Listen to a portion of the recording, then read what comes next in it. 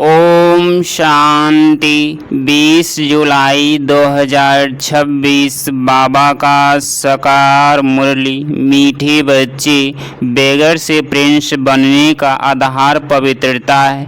पवित्र बनने से ही पवित्र दुनिया की रजाई मिलती है। प्रश्न, इस पाठशाला का कौन सा पाठ तुम्हें मनुष्य देवता बना देता है?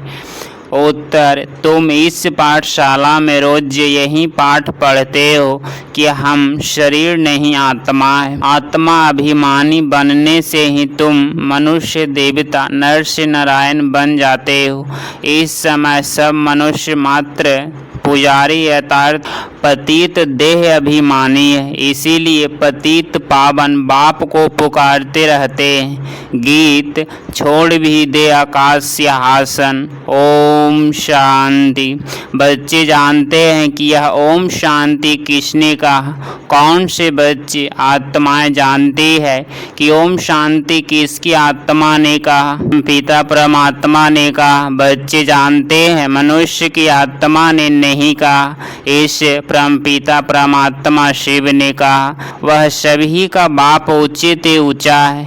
अब गीत में सुना, भारत पर बहुत माया का परछाया पड़ा हुआ है, बहुत पतित बन गए हैं, इसीलिए पुकारते हैं कि हे पतित पावन, फिर से आओ पावन बनाने। आत्मा ही बुलाती है अपने बाप को, जिसको भगवान कहते हैं वही पतित पावन है। एक की ही महिमा होती है, वह है सभी आत्माओं का बेहद का बाप। यहाँ सब पतित बन गए हैं, तब पुकारते हैं हे परम पिता परमात्मा। दही ज्ञान का सागर भी है, पतित पावन भी है, वह पिता भी है तो शिक्षक भी है, क्योंकि ज्ञान सागर भी है, वर्ल्ड अथॉरिटी भी है, सभी वेदों शास्त्रों ग्रंथों को जानने वाला भी है, उनको कहते भी है नॉलेजफुल। तो इस समय सब प्रलौकिक बाप को पुकारते हैं, क्योंकि सभी दुखी हैं, कहते हैं गॉड फादर। उनका नाम भी चाहिए ना, उसका नाम गाया हुआ है शिव बाबा। वही उच्च ते उच्च ज्ञान का सागर, सुख का सागर, शांति का सागर है। यह मनुष्य की आत्मा अपने बाप की महिमा करती है। उच्च ते उच्च आत्मा किसकी है? परम पिता परमात्मा की। वह है परम पतित मनुष्य, उनको याद करते हैं। सतयुग में जब पावन भारत था, देवी देवताओं का राज्य था, तो कोई पतित नहीं था। यह है तमो प्रधान दुनिया। यथार्थ दुनिया में जो मनुष्य रहते हैं सब पाप आत्माएं। यही भारत पावन था, वह भारत पतित हो गया है। यहाँ कलयुग में सब पतित है। तुम जानते हो ज्ञान का सागर, पतित पावन परम पिता परमात्मा परम धाम से आकर हमको ब्रह्मा द्वारा पढ़ाते हैं। जरूर उनको शरीर तो चाहिए ना, यह बातें कोई शास्त्रों में नहीं। ज्ञान का सागर जो अथॉरिटी है वही सब कुछ जानते हैं। भारत में चित्र भी दिखाते हैं। विष्णु की नाभि से ब्रह्मा निकला, उनको हाथ में शास्त्र देते हैं। अभी विष्णु को इस सब शास्त्रों का सार नहीं सुनाते। परम पिता परमात्मा ज्ञान का सागर ब्रह्मा द्वारा सब शास्त्रों का सार समझाते। ब्रह्मा विष्णु शंकर का भी वह रचयिता है, को वह विष्णु को ज्ञान का सागर नहीं कहेंगे। शंकर की तो बात ही छोड़ दो। अभी ज्ञान का सागर कौन? निराकार उच्च ते उच्च परमात्मा ही पतित पावन है। यह महिमा है उस परम पिता परमात्मा की। यहाँ भी आत्मा की ही महिमा होती है। आत्मा ही शरीर द्वारा कहती है प्रेसिडेंट हूँ, मैं बैरिस्टर हूँ, मैं फलाना मिनिस्टर हूँ। आत्मा ही मर्तबा लेती है। शरीर द्वारा आत्मा कहती है मैं एक शरीर छोड़ दूसरा लेता हूँ। समय जब बाप आते हैं, कहते हैं बच्चे आत्माभिमानी बनो, मैं तुम्हारा बाप आया हुआ हूँ तुमको यही पाठ पढ़ाने। यह पाठशाला है मनुष्य देवता नर से नारायण, नारी से लक्ष्मी बनने की। बाप को कभी सभी आत्माओं बुलाती है कि हे परमपिता परमात्मा, अब निराकारी दुनिया से साकारी दुनिया में आओ, रूप बदलो। तुम निराकारी आत्माएं तो जब शरीर में आती हो तो गर्भ में आती हो, पुनः जन्म लेती हो। बाप समझाते हैं तुम्हें 84 जन्म गर्भ में लिए, एक शरीर छोड़ फिर गर्भ में जाते हो, ऐसे 84 जन्म लेते हो। मैं तो गर्भ में नहीं आता हूँ। भारतवासी असूल में देवी देवता और धर्म के थे, फिर सीढ़ी नीचे उतरते आए। क्षत्रिय वर्ण में, फिर वैश्य शूद्र वर्ण में कलाएं कम होती जाती है। भारत 16 कला संपूर्ण था, फिर 14 कला बना। भारतवासी अपने जन्मों को नहीं जानते। 84 जन्म भारतवासी ही लेते हैं और कोई धर्म वाले 84 जन्म नहीं लेते।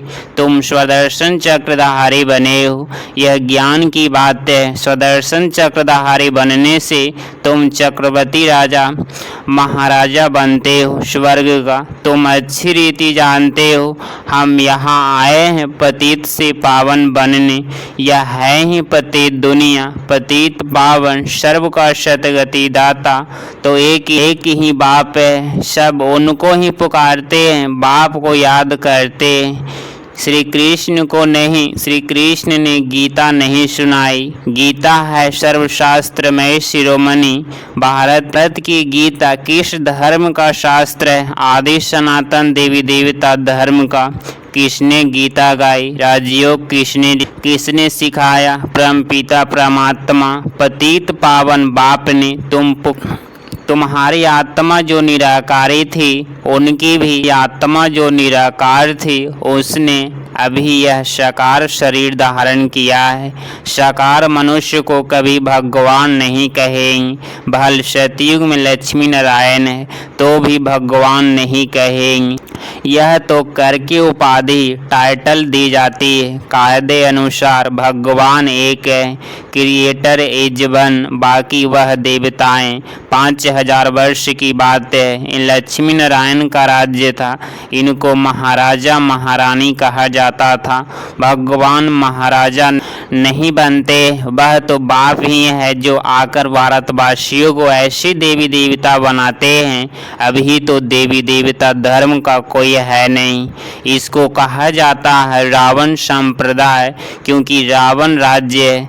रावण को वर्ष वर्ष जलाते रहते हैं, क्योंकि यह पुराना दुश्मन है। परंतु इनको भारतवासी जानते नहीं। शास्त्रों में भी वर्णन नहीं है कि रावण कौन है, रावण को 10 शीर्ष क्यों दिखाए। इन बातों को अच्छी रीति समझना है। मनुष्य तो बिल्कुल पत्थर बुद्धि है। पारस बुद्धि बन लक्ष्मी नारायण आदि को कहेंगी। पारसनाथनी का राज्य था। यथा राजा रानी तथा प्रजा। भारत जैसा सुखधाम और कोई खंड होता नहीं। जब भारत में स्वर्ग था तो कोई बीमारी दुख रोग नहीं था, संपूर्ण सुख था। गाया जाता है ईश्वर की महिमा अपरंपार है, वैसे भारत की भी महिमा अपरंपार है। सारा मदार पवित्रता पर है, पुकारते भी हैं ऐसे है सब पतित है। पेश नहीं है प्रॉपर्टी भी नहीं। अभी तुमने समझा है हम भारतवासी सूर्यवंशी देवी देवता थे, धीरे धीरे पतित बने। इनको कहा जाता है मृत्यु लोक, इसको आग लगनी है। यह है शिव ज्ञान यज्ञ, रुद्र ज्ञान यज्ञ भी कहते हैं। मनुष्य नाम तो बहुत रख देते हैं, जहाँ भी शिव की पूजा देखते हैं, मूर्ति देखते हैं तो अनेक भिन्न भिन्न नाम रख देते हैं। एक के ही अनेक नाम के मंदिर बनाते हैं। तो बाप बैठ समझाते हैं ज्ञान भक्ति वैराग्य, अभी भक्ति पूरी होती है। तुमको भक्ति से वैराग्य आता है। यथार्थ इस पुरानी दुनिया से वैराग्य है। यह पुरानी दुनिया विनाश होनी है। बच्चे पूछते हैं बाबा हम पतित से पावन कैसे बने? कई नए आते हैं, अराउंड नहीं किया जाता है। ऐसे जैसे कॉलेज में कोई नया जाकर बैठे हैं, कुछ भी समझ न सके और किसको पता भी नहीं है मनुष्य देवता कैसे बन रहे हैं। मनुष्य पतित है, मनुष्य जो पतित हैं वही पावन बनते हैं। इस समय भारत भी बैगर है। सतयुग में भारत प्रिंस था। श्री कृष्ण सतयुग का पहला नंबर प्रिंस था। उसमें सब गुण है, राज्य लक्ष्मी नारायण का कहेंगे। श्री कृष्ण तो प्रिंस था, राधे प्रिंसेज थी। श्री कृष्ण प्रिंस की महिमा गाई जाती है। सर्वगुण संपन्न, 16 कला संपूर्ण, उसने कोई गीता नहीं सुनाई। वह तो सतयुग का प्रिंस था। वह पतित मनुष्यों को पावन बनाने के लिए गीता पाठ सुनाए, यह हो नहीं सकता। यह सब शास्त्र है भक्ति मार्ग की। कितनी शास्त्रों की महिमा है। सतयुग में कोई शास्त्र चित्र आदि भक्ति मार्ग में होते ही नहीं। वहाँ तो ज्ञान की प्रलब्ध होती है 21 जन्मों के लिए। फिर से सतयुग का राज्य भाग्य ले रहे भारतवासी। सतयुग में 5000 वर्ष पहले विश्व के मालिक थे और कोई भी पॉलिटिशियन आदि नहीं था। 5000 वर्ष की बातें, अभी कलयुग का अंत है ना, विनाश सामने खड़ा है। भगवान ने यह ज्ञान यज्ञ रचा है पतित कलयुग को पावन सतयुग बनाने के लिए। तो जरूर पतित दुनिया का विनाश होगा। गाया भी हुआ है ब्रह्मा द्वारा आदि सनातन देवी देवता धर्म की स्थापना। अब शिव बाबा ब्रह्मा द्वारा अभी मनुष्य देवता बन रहे हो। गाते भी हैं परम पिता परमात्मा ब्रह्मा द्वारा स्थापना कराते हैं। वह तो हुआ प्रजापिता, उनकी सब औलाद बरोबर ब्रह्मा द्वारा ही स्वर्ग की स्थापना हुई थी। आज से 5000 वर्ष पहले भी मैं संगम पर आया था तुमको यह राजयोग सिखाने। श्री कृष्ण नहीं, मैं आया था। श्री कृष्ण पतित दुनिया में आ नहीं सकता, बाप ही आते हैं। वही सर्व का सतगति दाता है। मनुष्य को सतगति नहीं दे सकते। याद भी सभी एक को ही करते हैं। परम पिता परमात्मा कहाँ रहते हैं तुम बच्चे जानते हो? परम धाम में रहते हैं। वह है ब्रह्मा मत में। वहाँ आत्माएं पवित्र जैसी महात्माएं हैं। यहाँ भी महान आत्मा पतित आत्मा कहते हैं ना। वास्तव में यहाँ महान आत्मा एक भी नहीं है। आत्मा को ही पावन शतो प्रधान बनना है। ज्ञान और योग से, न कि पानी से। आत्मा ही पतित बनी है। आत्मा में ही खाद पड़ती है। आत्मा ही गोल्डन, सिल्वर, कॉपर, आयरन्स बनती है। सभी आत्माएं जो पतित है उनको पावन कौन बनाए? सिवाय परम पिता परमात्मा के और कोई बना न सके। बाप ही बैठ समझाते हैं, मामी कम याद करो तो तुम्हारे पाप भस्म हो जाएंगे। जितना याद करेंगे उतना पतित से पावन बनेंगे। मेहनत इससे है, ज्ञान तो सारा बुद्धि में। यह चक्र कैसे फिरता है, हम 84 जन्म कैसे लेते हैं। सतयुग में कितने समय राज्य चलता है, फिर रावण कैसे आता है। रावण है कौन यह भी किसको पता नहीं है। कब से रावण को जलाते आते हैं यह भी किसको पता नहीं है। हर वर्ष जलाते हैं, सतयुग में तो नहीं जलाएंगे। अभी है ही रावण राज्य। राम राज्य तो कोई स्थापना कर नहीं सकता। यह तो बाप का ही काम है। पतित मनुष्य तो कर ही नहीं सकते। वह तो सब विनाश हो जाएंगे। पतित दुनिया ही विनाश होनी है। सतयुग में एक भी ऐसे नहीं कहेंगे, हे पतित पावन आओ। वह तो पावन दुनिया है ना। तुम अभी जानते हो इन लक्ष्मी नारायण को ऐसे स्वर्ग का मालिक किसने बनाया। फिर इन्होंने 84 जन्म कैसे लिए। आदि सनातन देवी देवता धर्म वाले ने ही 84 जन्म लिए हैं। वहीं इस समय रुद्रवंशी बने, अब फिर ब्राह्मण वंशी बनते हो। अभी तुम जानते हो ब्राह्मण चोटी, यह है उच्च चोटी। ब्रह्मा मुख वंशावली ब्राह्मण कुलभूषण। अभी तुम शिव बाबा के बच्चे भी हो। पौत्र पौत्र ये भी हो, शिव बंसी फिर ब्रह्मा कुमार कुमारिया हो।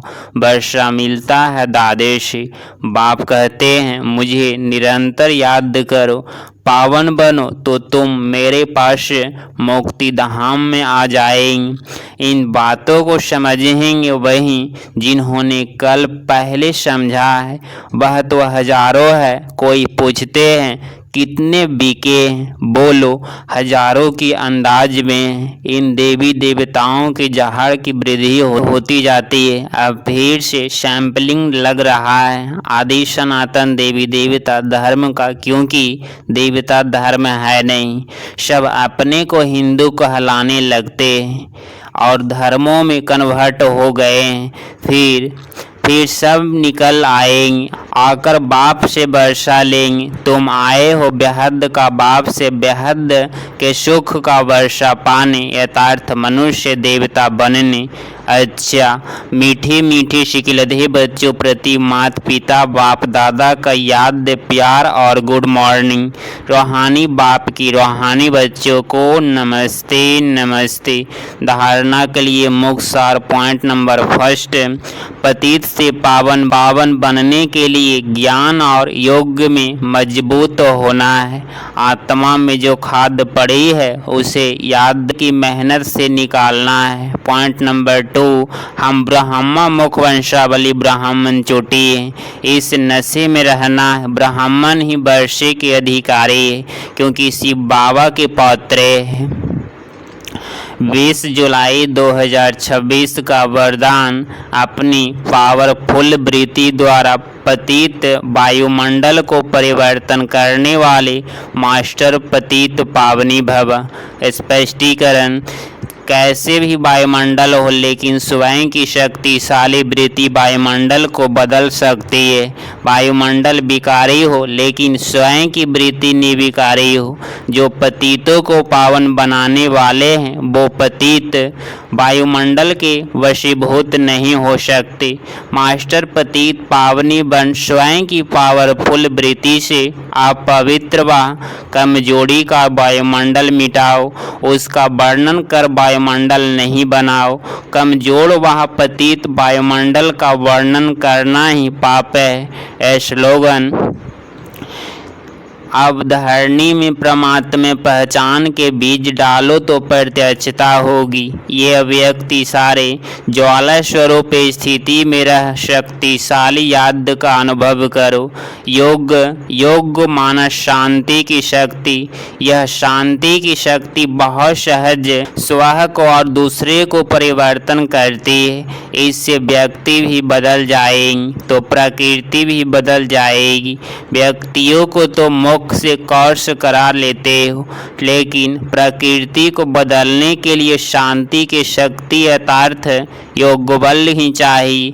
योग में जब और सब संकल्प शांत हो जाते हैं, एक ही संकल्प रहता, बाप और मैं। इसी को ही पावरफुल योग कहते हैं। बाप के मिलन की अनुभूति के सिवाय और सब संकल्प समा जाए, तब कहेंगे ज्वाला रूप की याद जिससे परिवर्तन होता है।